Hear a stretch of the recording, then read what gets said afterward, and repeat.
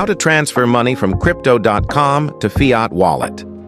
First, open the Crypto.com app and set up a Fiat Wallet by selecting Accounts and tapping on Fiat Wallet. Then, choose your local currency and submit bank statements to verify your address.